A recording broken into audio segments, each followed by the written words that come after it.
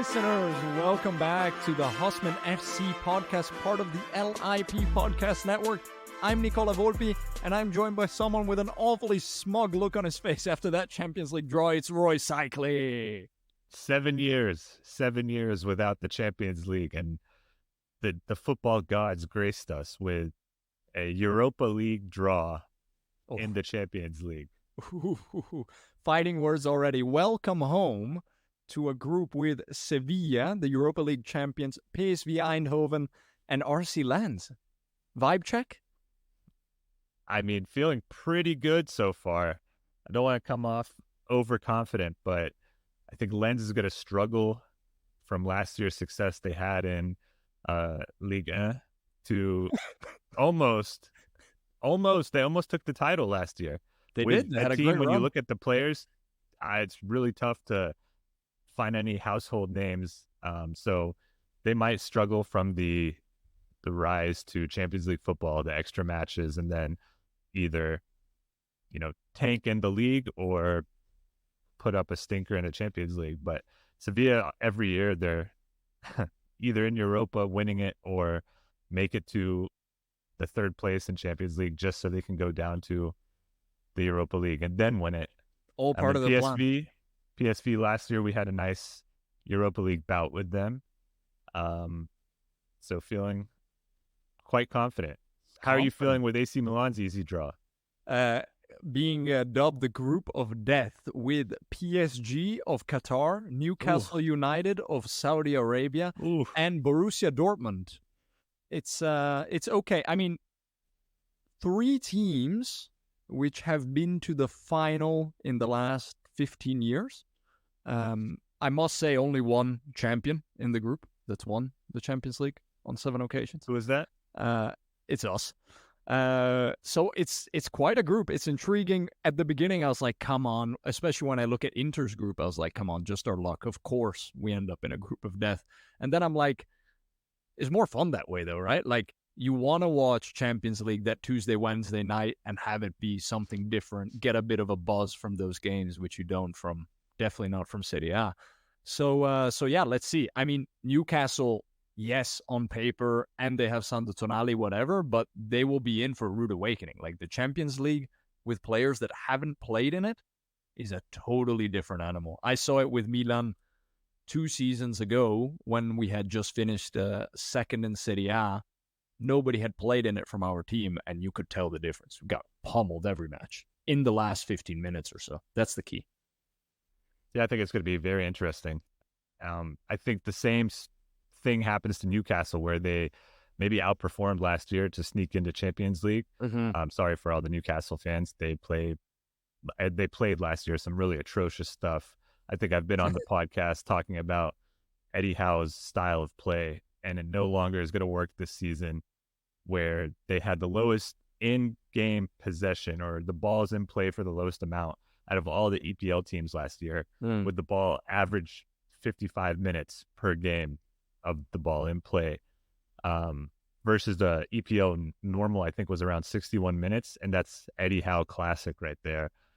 Just the big defenders, they play some decent, attractive football, but they just time waste, they foul nonstop, they kick the ball out and I think that does not work in the Champions League. And I don't know if their squad's deep enough. I know they brought in Tonali and Isak last January, but their depth, not sure if it's there to compete on 2 fronts. To what they want to do is continue to stay in the Champions League. Maybe not go all the way this year, but they have the money for a long-term project and investment. But I don't think they're going to be able to do much, and I'm not sure how Eddie Howe does in the Champions League as a manager as well. Yeah. I think year one is always calibration. There is something totally different about it. This group has all the narrative, though, right? Tonali coming back to San Siro to a standing ovation. Gigio Donnarumma coming back to San Siro for a totally different type of ovation based on Are you going to go to the San Siro and bring some money and throw it at Donnarumma and the goal? Wasn't that not long ago the fans were throwing money at him in the goal? Oh, definitely. I mean, monopoly money, whatever you want. Like, The guy burned every possible bridge. He probably deserves a lot of what's So coming what for him. happened? He just went on a free? Is that why he burned every bridge, or? He ran it down intentionally, was ultimately offered what he asked for, and then once he came back with tail between the legs, Maldini at the time just told him, "No, you know what? Magic Mike's coming in." And the rest is history. We won a title with Magic Mike. Donnarumma screwed up the Champions League in PSG, and he's on the downswing. But you know what? No grudges there. I Because don't know want about downswing. Yeah, but it's not the same. Like you can tell he's not as sharp as he was playing. He looks a little heavy every now and then. Yeah, well, there you go. I mean, the one I really missed was his older brother, who was part of his contract, who was just there as the babysitter on the bench for 5 We or have 6 to years. do a pod or an episode where we just talk about really good footballers whose brothers were on the team just because of how talented they were. We had it also many years ago with Kaká. He brought his brother Digao, a I center didn't even back. know he had a brother. No, we tried to send him on loan whenever we could, but I think he always stayed on the books. It was brilliant. He looked just like his brother, except he was a center back. I think he was one of the kids, where in Brazil they just put you to play defense when you're the worst one on the schoolyard. So that's probably what happened. But there is the group of vibes, I'm calling it. Group C with Napoli, Real Madrid, Sporting Club Braga, and welcome to the Champions League for the very first time, Union Berlin.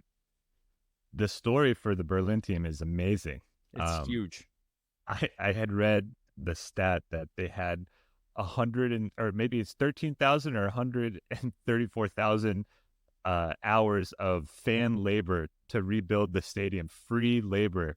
Exactly. Several years ago to build it, and the rise to, getting relegated to just coming back, making the Champions League and going to upset Real Madrid in one of the games. Yeah.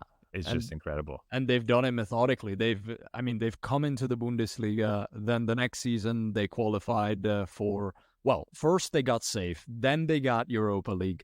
Now they get Champions League. It's really something special. There's a book I read actually this spring called Scheiße, We're Going Up, Shit, We're Going Up by Kit Holden, which really charts their history. Super fascinating. And I mean, the antithesis of Real Madrid going to the Bernabeu, right? Like, quite the narrative there.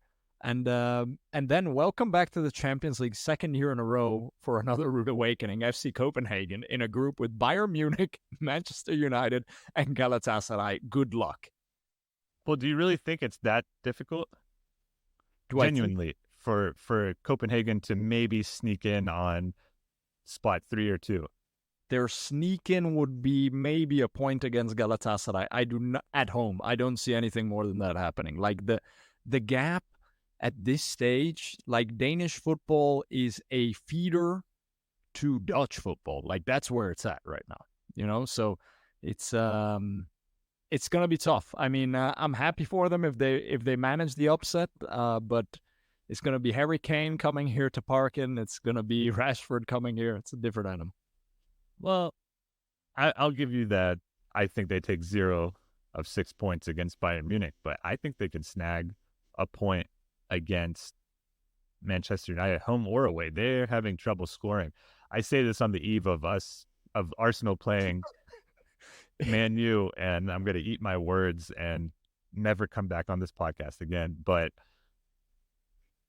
if really the issue of a team, just if they can keep it compact, there's no reason why they can't, grab a draw or even a win against Galatasaray. I don't think there's a big gap in between Galatasaray and the Danish team. You know who's there now? Where? Galatasaray. I mean, did Icardi go back again? I think Icardi's there. I know Dries Mertens was there. You remember him from Napoli? Oh, of course. Icardi is there, and Wilf Zaha went there this summer. That is true. Wilf Zaha went. The streets will remember him at Crystal Palace. And I think Hakim Ziyech was also going over. I think he failed his medical again. Oh, classic. How does he manage to keep doing that? I don't know. He must have hamstrings like yours. Hey, man. It's not true. But then there's the hardcore group, I call it. Group E, Feyenoord, Atletico Madrid, Lazio, and Celtic. Ugh, that's a gross. How about that? That's Oh a man, gross. Feyenoord, Atletico. nothing to say there. I mean, also there, anything could happen. I mean, let's see. Good luck to whoever comes out of that in the next round. And then, everything else is quite average. Like one very strong team, a medium team, and then two. What behemoths did Manchester City go up against this year? Again, Red Bull Leipzig.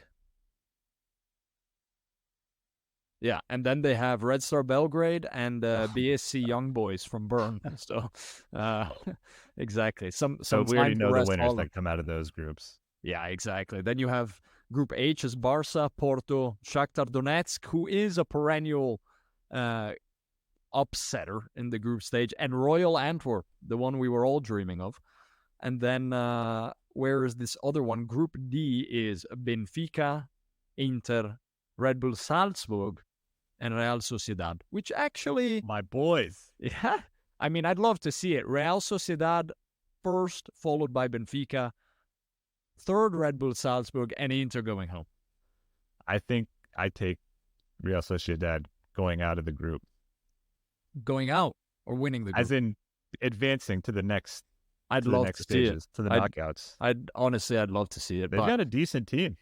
And I'm not just saying that because I've been a fan since FIFA 2011, Carlos Vela, Antoine Griezmann. They have a decent team. For years now, for 3-4 years, I think they've been up there playing for. They've been a shoo-in for Europe. They won a Copa del Rey. I mean, I like them, and it's really a good vibes club from up there. Big rivals of Athletic Bilbao, but now kind of taking their seat as the Basque champion. But no more David Silva. He retired. No, he retired over the summer. Indeed, David Silva, one of the best midfielders of his generation. I think he tore it. Did he tear his ACL? Was that it? And then he just retired. He had one final big injury, and then he said, I think he tore it at the end of last season or over the summer. Yeah, which always I beg the question: does the club pay for his rehab, or at that point is he just kind of rehabbing on his own now that he's retired?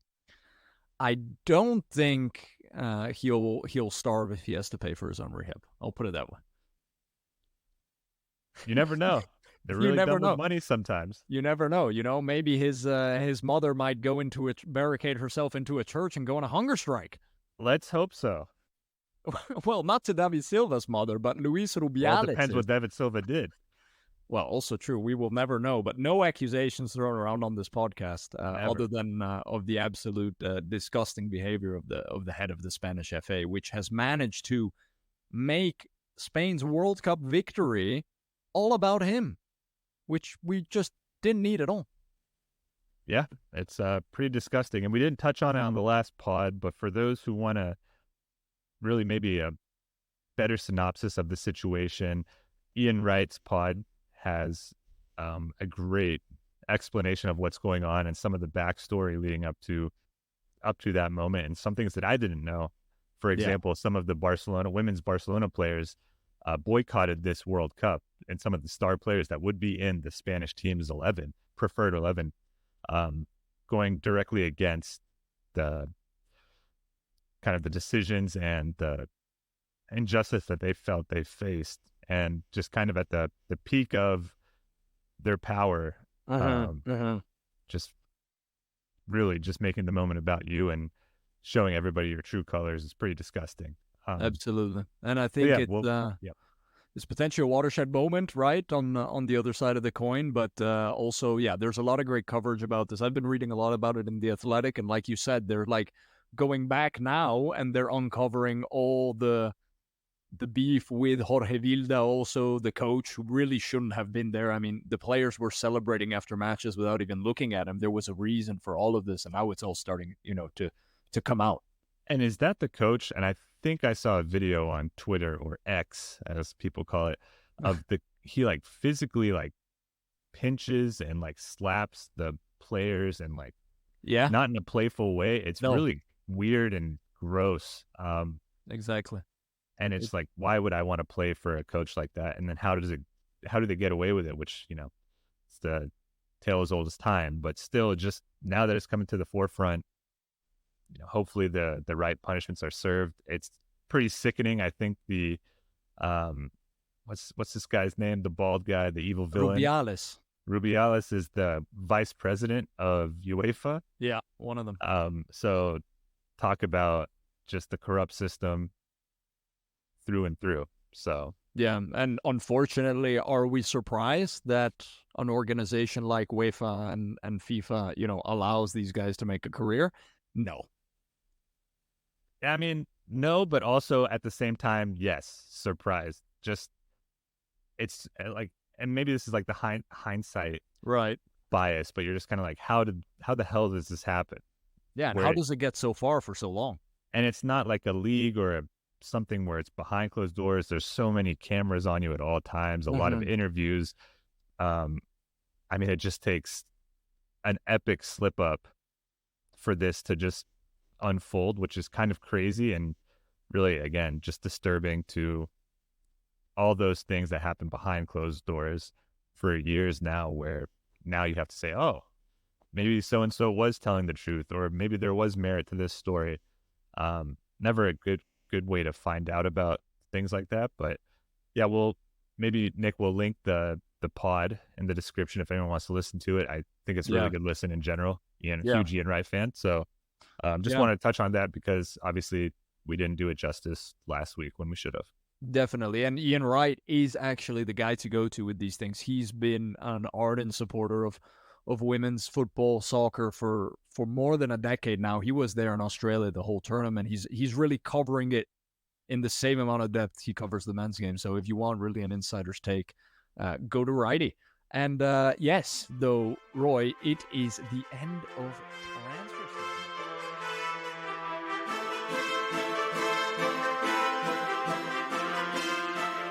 Listeners, welcome back to Husman FC transfer season. As said, Roy and I wanted to do a segment dedicated to transfers, not covering today's transfers, 50% of which are to Saudi Arabia, but, Roy, going nostalgic, doing what we love to do the most, and talking about the ones that got away, transfers which were set and for whatever reason did not materialize at the last minute. What we're going to do is we're each going to present a couple of these and just roll with it and see what parallel football universe that would have created. You ready, Roy? I'm ready. Let's do it. Let's do it. Hit me with your first one. All right. First one, and I remember this vividly, sitting in my house in 2010 and reading a Bleacher Report article on a young striker, Robert Lewandowski, making his way to Big Sam at Blackburn Rovers in 2010. Oh, God. Sam Allardyce. Big Sam Allardyce, 2010 Blackburn Rovers. Beautiful kit. Team of misfits that went around. And, funny enough, well, not funny enough, but Big Sam didn't last to January that season. They were so bad. But just at the time, I remember reading this and being shocked when the follow-up report was, they agreed for a deal for $4 million for Lewandowski. He was 21 at the time at his club in Poland. Lech Poznan, right? Yeah, that's correct. I was going to ask you. The reason it didn't go through, there was a volcanic ash cloud in Iceland that grounded all the flights in England. And so his agent, Lewandowski's agent, came out and said, it doesn't make sense for us to drive because that would take too much time. So at this moment, we're not interested in Blackburn, essentially, is the gist. So he was on his way to the UK, essentially, got stopped at the airport from Poland. And from there, he wanted to make the move. So where did he go that summer? Borussia Dortmund. Correct. Where he went on to have a decent career at Dortmund. And in the Bundesliga in general from 2010 to 2022. Yeah. So he had 384 Bundesliga appearances. How many goals do you think he would have scored during that time? League goals? League goals only. 300. Wow. 312. Jeez. With 75 assists. What a player. He went to Dortmund for the same price, essentially. A little less than the $4 million. So it's $3.5 million to Dortmund. when he No. was on his way. He was agreed on to go to Blackburn for Big Sam, but volcanic ash in Iceland grounded all flights. And I thought at the time when I was reading that, just really dumb. They couldn't wait like another 72 hours. They just Right. called off the whole deal. But maybe he was a superstitious person where he said, this is a bad sign. Maybe I don't want to go to the glorious Blackburn Rovers. Man, and that was the half blue, half white kit of Blackburn, right? Of Oh, course it legendary. was. Legendary. But so he goes to Dortmund and he goes right away into a Klopp team, wins 2 Bundesliga titles right away. And then becomes a Unbelievable. villain, makes the Yeah. switch like many do to Bayern. Brings And them to a Champions League final first, though. yeah, That yeah. But yeah, man, that's I think going to Dortmund was probably one of the best things that could have happened. If the alternative was fighting relegation at Blackburn in a Big Sam team and getting his legs broken every other match. yeah, and I'm sure. Well, he maybe would have some really good practice for his Polish team, Yeah. where he's isolated by 20 yards from every position, and they just punt the ball up to him, and he has to produce some magic. But you know, if that transfer goes through, does he have the same trajectory to being the world's best player at one point? I mean, I think he's a disciplined machine. So at some point he reaches a height, but I think the Blackburn move actually slows down his development, right? Because he's not in a Klopp team which is feeding him a really good Klopp team that wins the Bundesliga, actually, with, the Götzes and Gündoğans and whatever around him. Nuri Sahin. Nuri Sahin, the streets definitely won't forget him. The streets of Madrid might, but not the streets of Dortmund.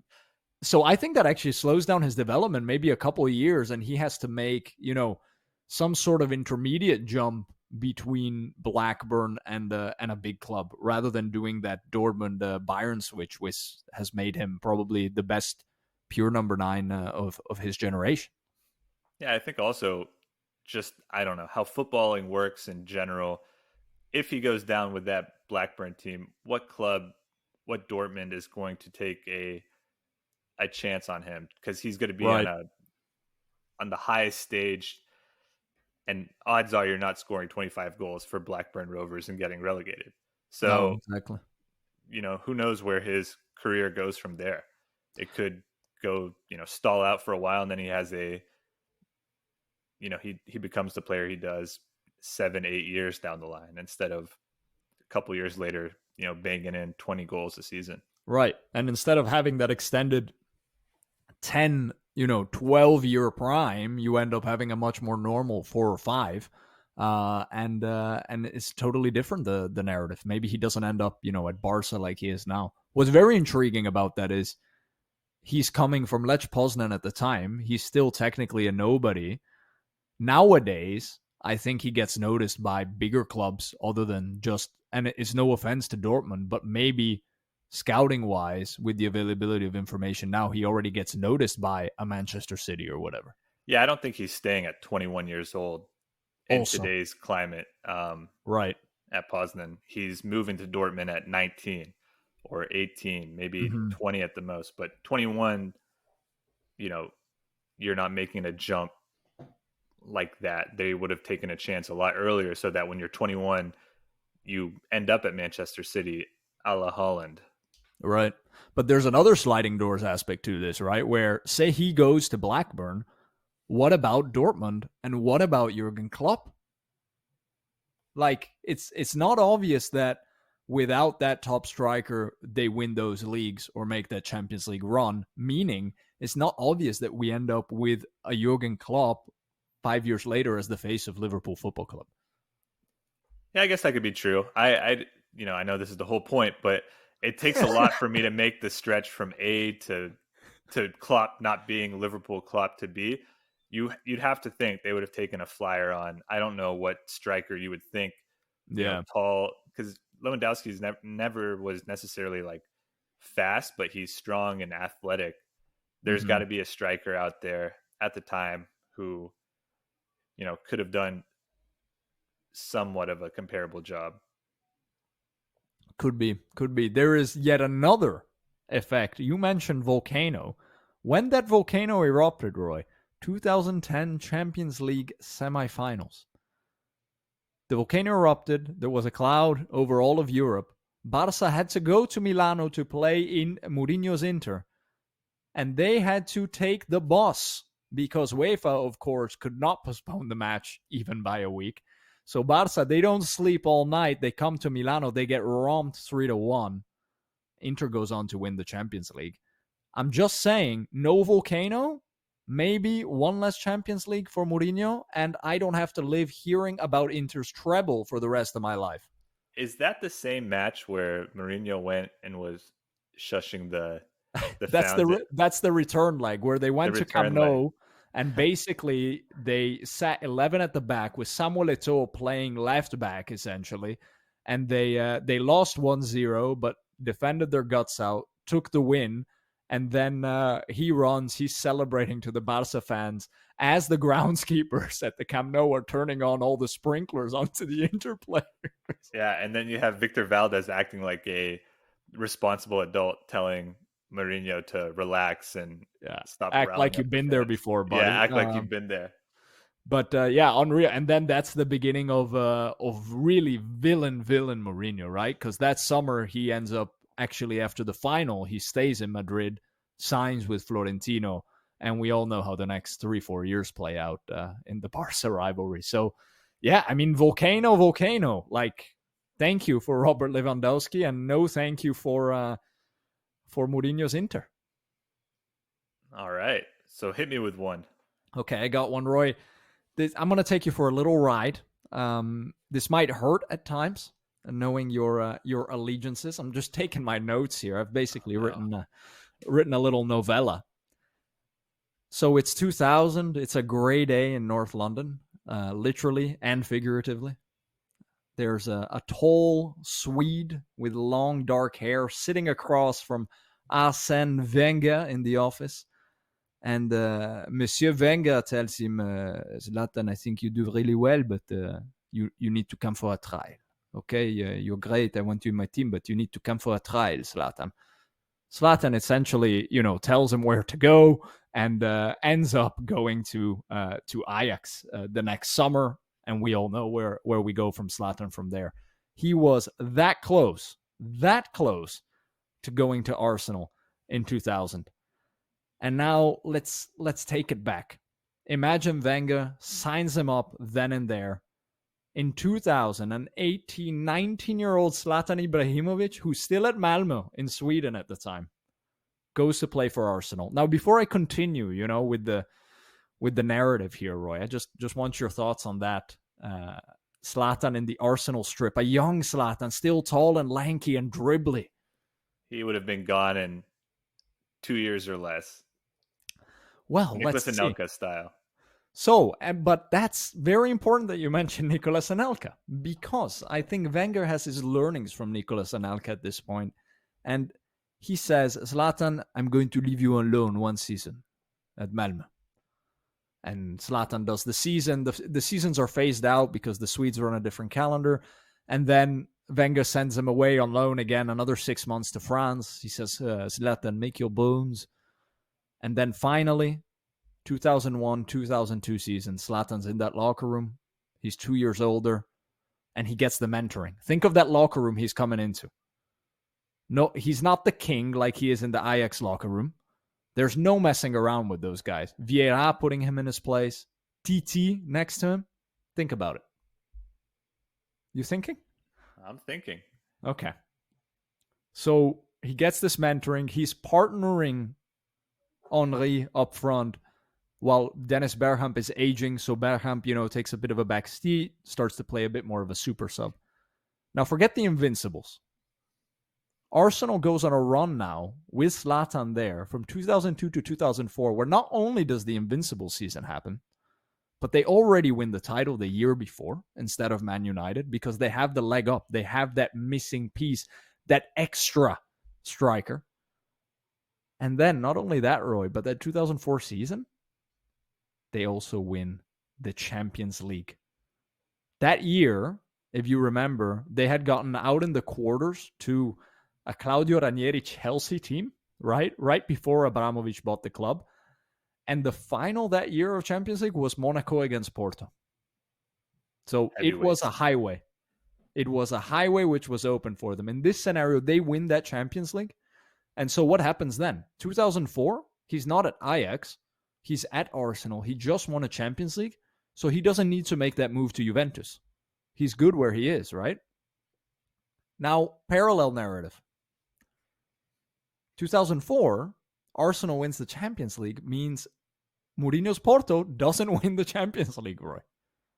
So Mourinho doesn't make the jump, actually, to Abramovich's Chelsea that summer. He has to do another extra step. So Mourinho goes to Valencia, okay? His energy, still scrappy mentality, a bit underdogs, but he gets to be in La Liga. And so Arsenal and United, because Mourinho doesn't go to Chelsea, still share the spoils between them. There's not that transition to Chelsea.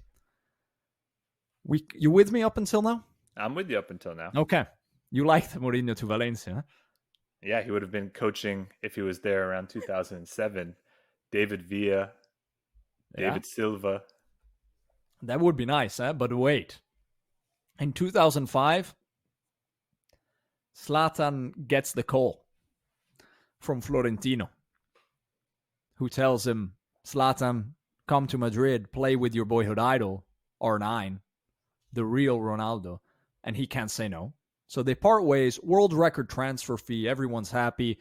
Wenger gets his money before the stadium years already to build the squad a bit. Imagine that, not having to sell everyone. And Zlatan has, his first season at Real, things go all right. And then after 2 stellar seasons at Valencia, Mourinho gets the Madrid job. And this union of Zlatan and Mourinho, which happened at Inter in 2006, happens anyway, but it happens in Madrid. Wow, that wasn't a novella. That was an epic right there. It's not over. Oh my! I'm just letting you interject if you're not able to picture it.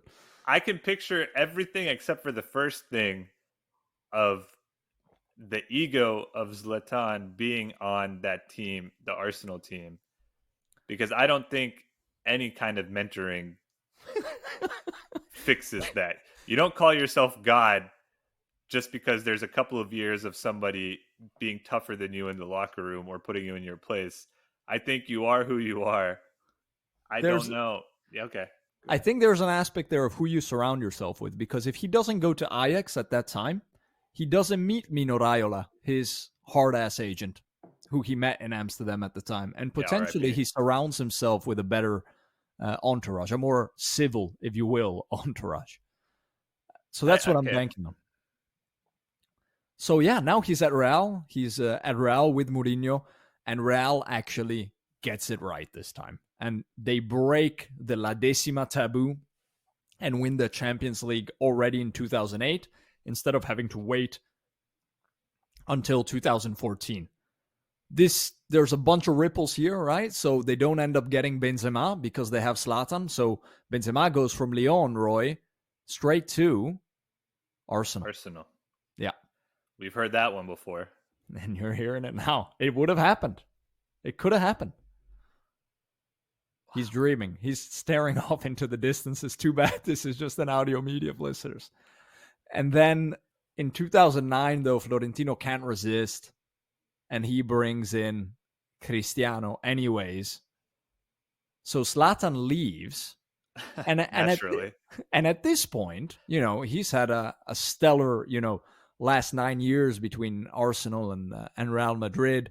He's still at this sort of peak prime level of 28, 29, but there's no particular pull in Italy, right? Or Premier League. So where does Zlatan goes in those years? He goes to Bayern Munich. Ooh. From Real Madrid to Bayern Munich. And then what this means here is, so there is no Mourinho at Inter in that 2009-2010 season.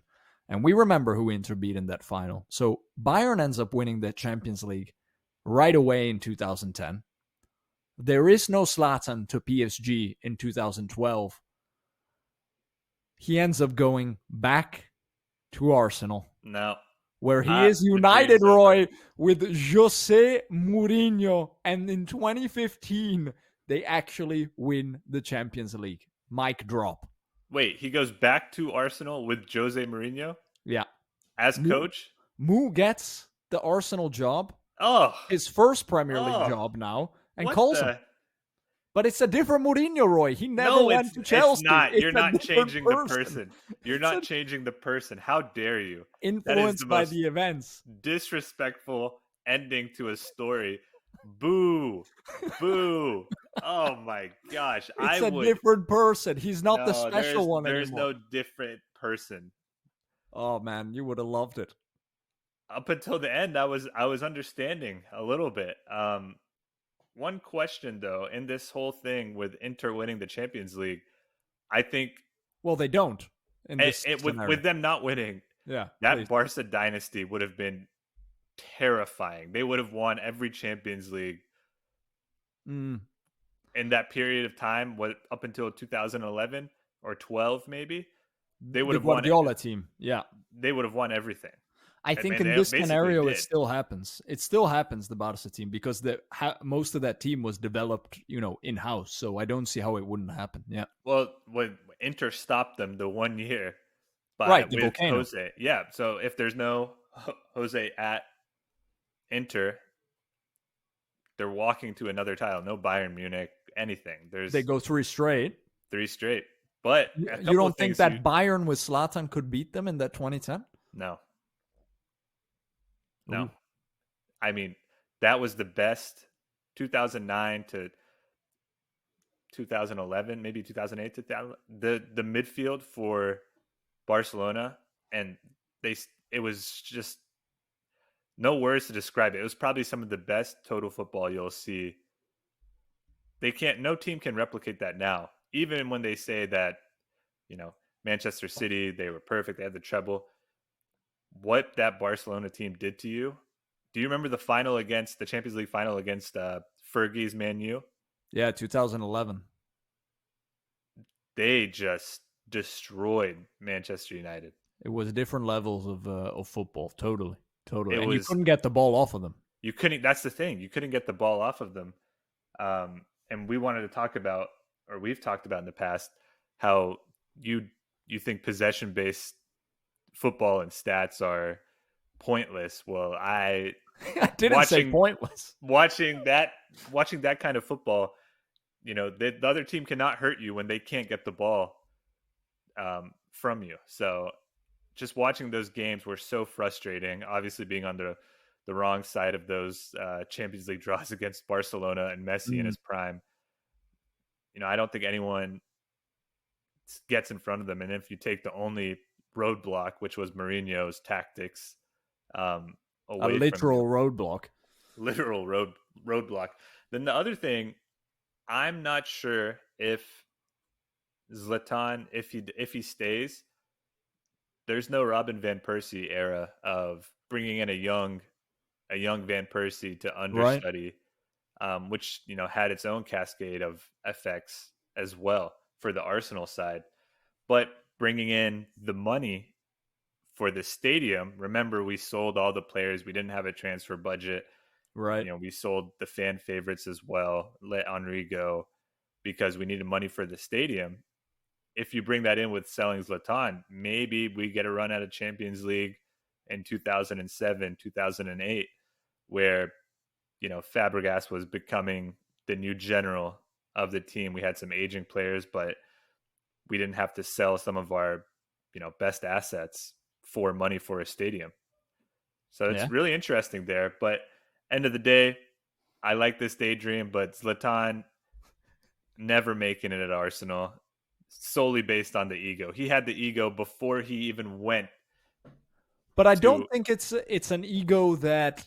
What are you talking about? No. It's an ego, but it's not an unwarranted ego, and it's not, quite frankly, apart from one time with Pep Guardiola, it's never been an ego that's gotten in the way. It's been an ego that actually has attracted 3 defenders onto him and gotten midfielders like Antonio Nocerino and Kevin Prince Boateng 10 goals in a season. Nocerino had the coolest hairstyle of all time. What a beard, too. Fading into the beard. I knew you'd like that. Oh, incredible. But I'm not seeing it. And if you have a coach who's entering their peak, well, at the time, what people thought their peak, and saying you need to trial, here are some of the world's best players on the team, and you're not going to trial to see how you would gel. If you're like, no, I don't do that, then that tells me your ego at whatever he would have been, 18, 19.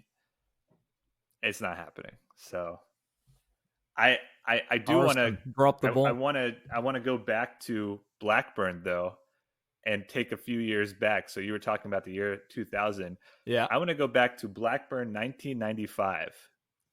Oh. So this is the year after the summer, right after they won the title. With Alan Shearer. Yeah. Alan Shearer, and managed by Kenny Dalglish. Oh. What do you need to do to reinforce a title-winning squad with some of, Shearer, obviously, and a player who I will quote in a few seconds? Who do you bring in, a midfield player that totally can change and control the game? Who do you think this person would be? I think it would have to be someone that revisionist historians think is a lot more impactful on a game than he actually was, because he was a highlight reel, but for 80 minutes, he was walking around on the pitch. Are we thinking about the same player? I think we are. Zinedine Zidane? Zizou. I don't know about walking around the pitch for 80 minutes, but in revisionist history, that's a very hot take when people can, I think that's all you have to do. If you can change the game in 10 minutes, why? Yeah, absolutely. Yeah. Absolutely. Yeah. Zinedine Zidane, he would have been a young kid in 95, and he was from Bordeaux. Yep, from Bordeaux, to the point where everyone on the Blackburn team knew that this kid was going to come in and trial. He and one of his teammates, I forgot the teammate's name, but they were walking around the training grounds. They did some practice sessions, and when it came down to it, Kenny Dalglish said, "This is the guy I want," and he was available for $3.5 million. And the chairman at the time for Blackburn Rovers said, and I quote, "Why would I want Zidane when we have Tim Sherwood?" Oh, no. Tim Sherwood, the guy from Spurs. The guy from Spurs, the disgraced coach from Spurs. He was the midfielder there. And so they did everything. This is from Tim Sherwood actually saying this in an interview several years ago, where he was there when Zidane was holding the kit. They were doing some passing drills, him and his teammate that were coming from Bordeaux. And just the chairman said, I don't want that kind of player. And he's been very public about it, the chairman, in interviews in that summer, where he was saying, like, he has talent, but not what we're looking for. So what do they go ahead and do?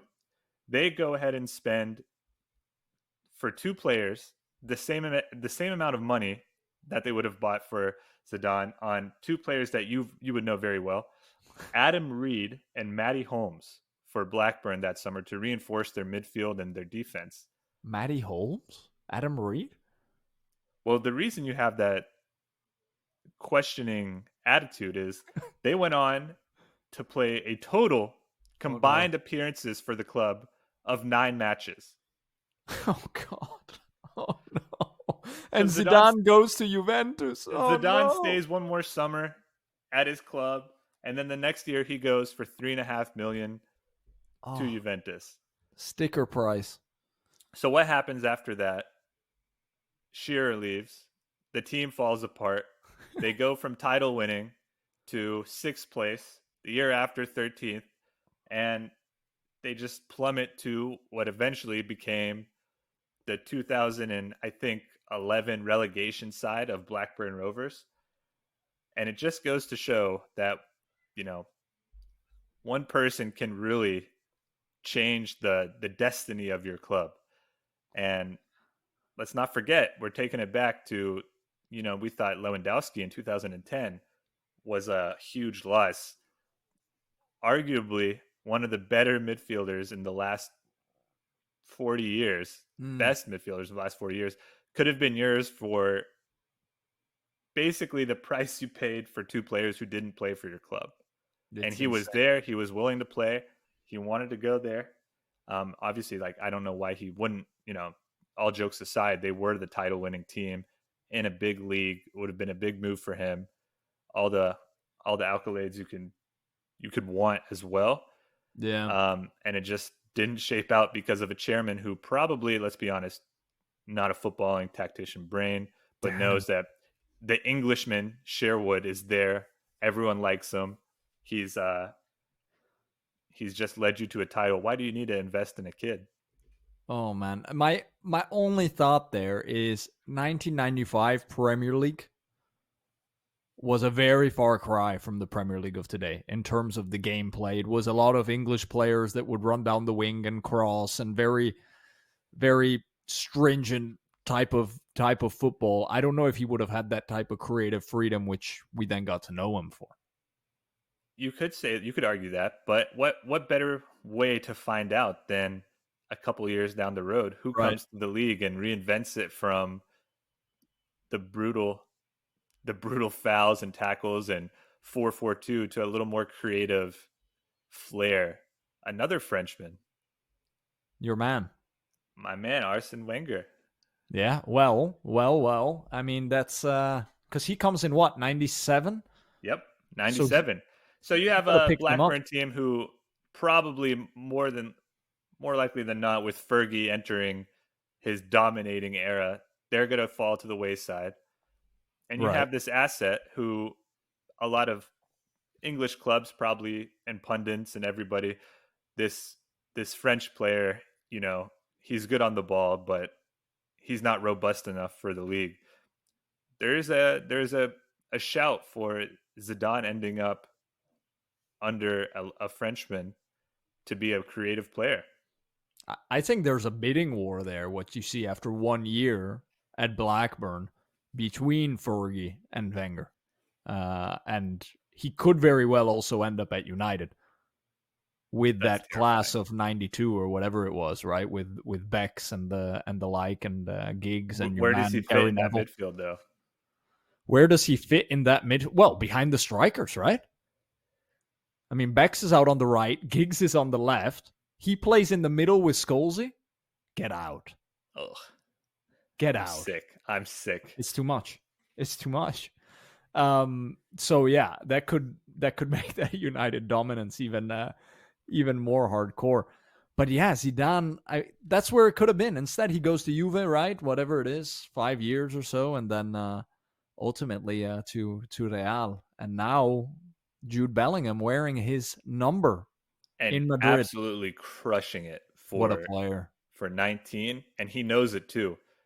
He knows. How is he still 19? I've been watching him for like 4 years now. It's not possible. He knows he's good. That's the best part about, that he's the best. He has the aura about him as well.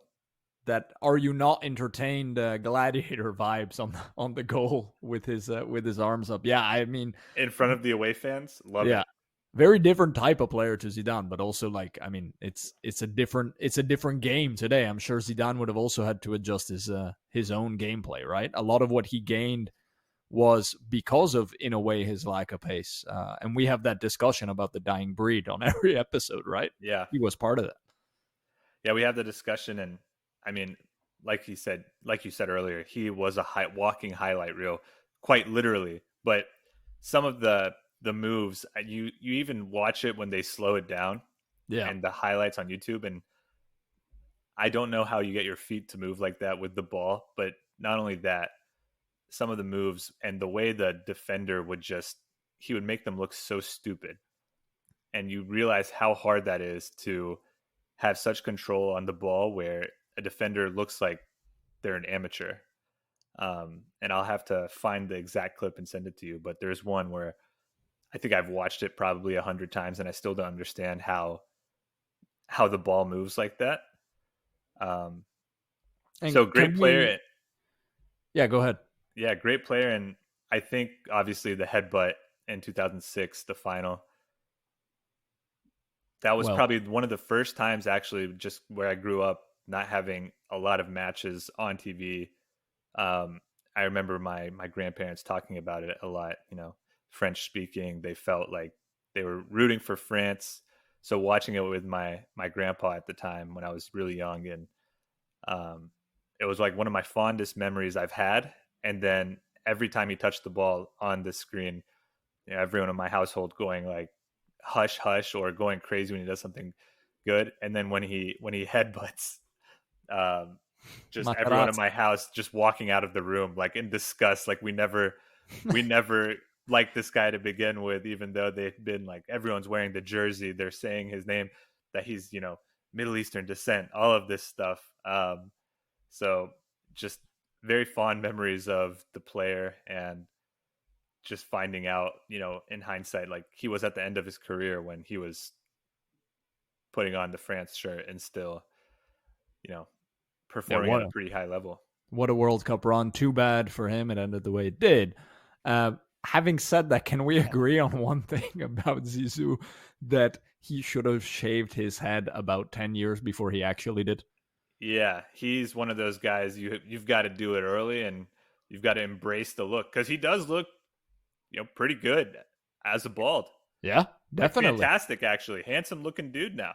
Definitely. But you look at him in that baggy Juventus shirt with the number 21 and a view from the back with just a spot on the top of his head, which, like... Doesn't it make you think, though, that his personal life, he must have been a really weird kid? Like, to go around with that hairstyle, you must be thinking, like, this guy doesn't care at all what he looks like, but he must be a strange guy, but he's really good, so we're just going to let him do his thing, and no one's going to tell him, like, hey, just let it go.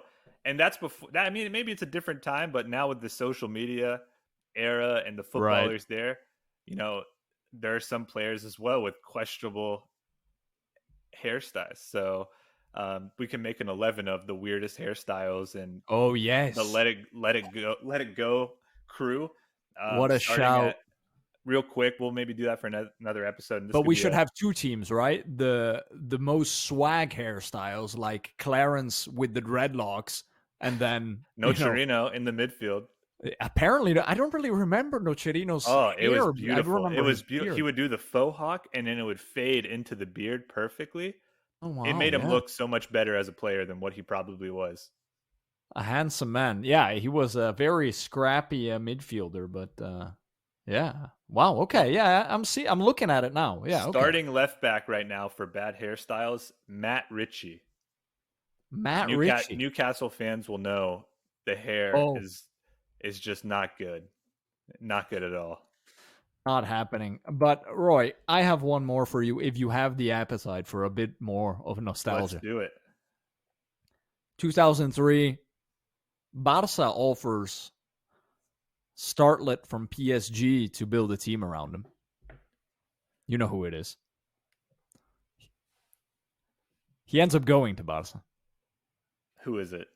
Ronaldinho. So they offer him that, but in the meantime, he takes a flight up to Manchester. And legend has it that Fergie pulls all the stops to try to convince him to come there. And Quinton Fortune, I don't know if you remember him, he was kind of warming that United bench in those years, has gone on the record saying that the reason Ronaldinho decided not to go there is because it was raining on the day he visited Old Trafford. I think I know what you're talking about. That's great. It wasn't his vibe, the rain. Now, imagine he goes there on a sunny day. Fergie, very persuasive guy. Instead of going to Frankie Rijkaard at Barca and kick-starting the whole legendary Barca cycle, because remember, before Pep, they won a Champions League with Frankie Rijkaard in 2006, and Ronaldinho was on top of the world for 3 years. Just what a player. What how much joy he brought us watching. The swag number 10 hairstyle, by the way. Oh man, unbelievable. He would be in the nightclub until 3 a.m, show up for the match and just make fun of everybody else, basically just ridiculing everybody else. But now imagine that summer he doesn't go there. Bex is going to Real anyway. But Ronaldinho ends up at Manchester United, means at the end of that window, they don't go for Cristiano Ronaldo either. Oh no, don't do this to me. So Cristiano, the alternative at the time, technically, do you want to hear? Yeah. Was Arsenal. Oh, I knew you were. Don't do this to me. Oh, this is torture. So okay, let's forget the Zlatan parallel universe. It is a parallel universe. It's not part of this. But Cristiano ends up at Arsenal instead of United. Ronaldinho at United, I don't think it works. I think he's too depressed. He doesn't like the weather. He doesn't like being in England. He doesn't work off the ball hard enough for the Fergie team. No, exactly. So I don't think that works out well, which basically could have a big impact on that Barcelona cycle. But at the same time, we end up with a Cristiano Ronaldo at Arsenal for maybe the next 5-6 years. So that would have been what year? 2004? 2003, 2004 was his first season at United. So that would have been his first at Arsenal. My word. That would have been the Invincibles year. Yeah, or even if you're doing the year after, you move Thierry up top and have a young Ronaldo out wide. Yeah. That would have been a terrifying reload of the squad, especially when you have Fabregas slotting in, taking over the midfield as well. They definitely win that 2006 Champions League over a Barca that doesn't have Ronaldinho, right? I think so. Unbelievable. So yeah, I wanted to leave you with that little. That was cruel, and I knew it was coming. Right when you said Manchester, I was like, "This is the classic Wenger saying." You know, he almost had Ronaldo, and he lost him at the last minute to Fergie. This is like another not parallel, but another thought that I've always had. How the hell did they find these players at a young age in all these clubs before social media? And the scouting network must have been it was actual scouting. Believable. But you needed to have boots on the ground at the time, because I remember the only reason we got Kaká in 2003 was because we had Leonardo, the one that then ended up at PSG and stuff. We had him literally on the ground in Brazil feeding us that information. Yeah. And, just using a very recent example with Martinelli, coming from the third division of Brazilian football, there was a scout who was just watching a game and saw this kid playing and say, "Hey, you need to pay for." So they paid $5 million for Martinelli, revamped the whole club that he was at.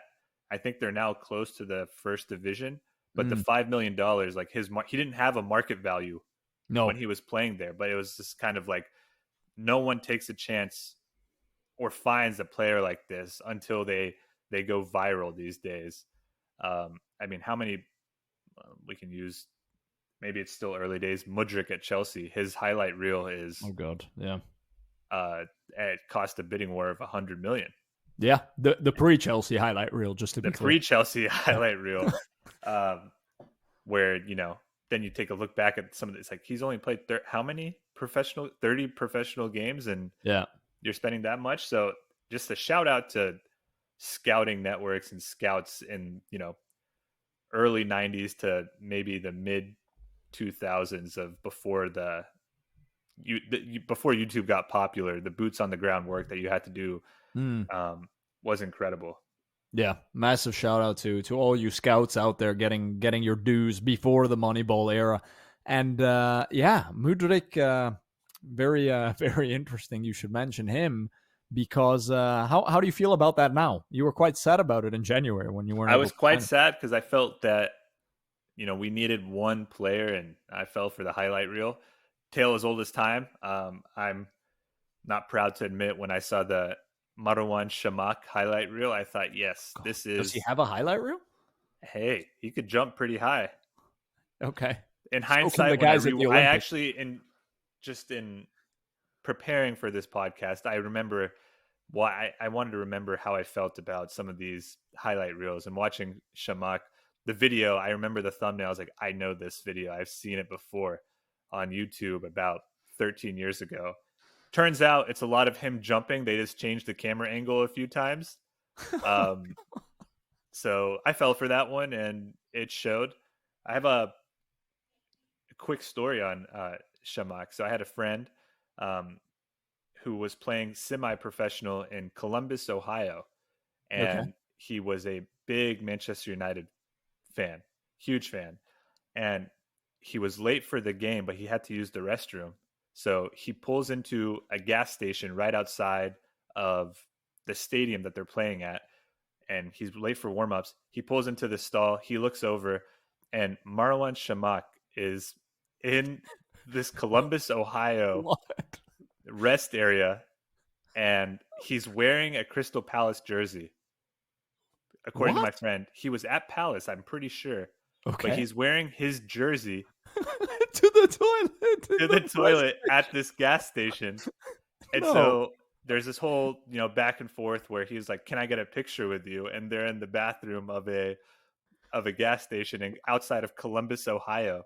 And What? so I guess Chamakh was, training with maybe Palace at the time. I'm pretty sure he was there, but there's a photo somewhere on the internet of my friend with Marouane Chamakh outside of a rest area in Columbus, Ohio, which tells you how far and how crazy that guy's career went, where he ended up in that position.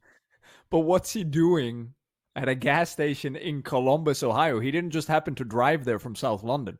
No, and I think there was a little bit of a language gap between my friend and Marouane. So after Marouane had already been in England. 100%. You cannot mistake him for any other guy. The Chamakh, Apparently. the hair, that's another guy who should have let it go. He should have let it go. The gel he would use in the hair, but I just wanted to throw in that quick story there. Wow. Okay. Must have been there for a preseason friendly or something. But yes, Marouane Chamakh, 65 appearances and 18 goals for the Moroccan national team before they were cool. Yeah, before they were cool. And before we hop out, Nick, I know I bashed on the Blackburn Rovers hopes and dreams a little bit, but I wanted to share two more things real quick. One on Blackburn. Specifically, this is a Blackburn Rovers podcast, by the way, but specifically on the pains and toils that you must be going through as fans with, I'm not sure if you know anything about Blackburn, but they had a very talented Chilean player, Benjamin Diaz, who had put up some pretty good numbers at his time at Blackburn. So he was touted to go to, let me list some of the rumors for the last 2 summers. So I think he's 24 right now. He's a striker, comes off the left, really tricky 2-footed player, should not be in the championship by any means. So some of the teams he's been linked with pretty heavily, some even by the fraud himself, Fabrizio Romano. I actually heard him on a podcast today. What a joke. Yeah. He just copies everybody and just puts his own thing on it. But anyway, we're not going to get into it. You can come on our podcast and defend your actions. Yeah, at a gas station in Columbus, Ohio. Yeah. So some of these teams he was rumored with: Sevilla, 2 summers in a row.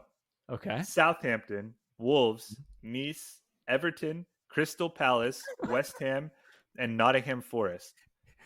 I went on Transfer Market. Yeah. His value was 24 million. Okay. He didn't want to be at Blackburn, probably. So Right. he ends up this summer going to Villarreal, and he's playing on the wing. Who did he replace, Nick? Chukwueze. But here's the worst part for Blackburn fans out here. He left on a free. Oh.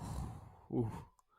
So he was last summer, they had turned down a Crystal Palace bid for 15 million plus add-ons for this guy, knowing that Zaha was probably on his way out, and maybe the next partnership with him playing striker with Olise outright, Zaha left, and Eberiche Eze, who I think is an absolute monster. He should playing have in that top 4 would have been a potentially streets remember crew. We have the Southampton squads, but instead he leaves on a free. And I looked at Blackburn Rovers, who are in the mid of the championship. I looked at their total transfers in and out this year, and they've retooled their whole roster for a whopping 3.4 million pounds, or pounds essentially. Right. So letting their best talent in years, legitimately years, go on a free where they could, if they would have sold him last summer, retool to the point where you have money to buy players to take you from mid-table championship back to the Premier League, where you can fail on the next Lewandowski or Zinedine Zidane, is just shocking to me. So I wanted to highlight that. And one more thing, because I was on a Blackburn Rovers kick. This poor Blackburn fan that has listened up until the end of the podcast. There is a shining light out of all of this. There is a player called Ryan Hedges, I think, but he had a goal against Watford this weekend, and you need to look it up on YouTube. It's fantastic. He receives the ball at the top of the 18, traps it with the left, juggles it over to the right, hits 2-3 juggles in the air while running down the line, and smashes it in near post. And it was one of the best goals I have seen, I think, this year. I mean, we're still early into it, but this is a championship player. And I was like, wow, maybe this guy's a talent. So I look up the last time he scored a goal. It was 2 years ago against Watford. It's his only goal since he played against Watford a couple of years ago. But I wanted to shout out probably the best goal of the week from the championship team, Blackburn Rovers. I love it. And it reminds me of when Blackburn was in the Premier League. And actually, do you remember the Turk Tugay, who scored a wonder volley from about 35 meters out? So a bit, some more magic dust for the Blackburn fans still listening. And then final thing on Blackburn, just massive shout out to my guy, AC Milan legend, Jon Dahl Tomasson, the Great Dane, the White Scorpion, who is coaching them now. Oh, lovely. How about that? Yeah, I'm just happy for him. You know, it's the White Scorpion. It's a great career move. What a nickname. What a nickname, exactly. How's his hair? I think still solid. Nice blonde locks and I mean, I'm thinking the nickname, the White Scorpion, you're in that starting 11 for the hair. You've got to be. You've got to be, right? And Roy, on that note, thinking of Marouane Chamakh at a rest station in the middle of Ohio with his Crystal Palace shirt on, I bid you farewell. Thanks for coming on. Love it. Chat soon.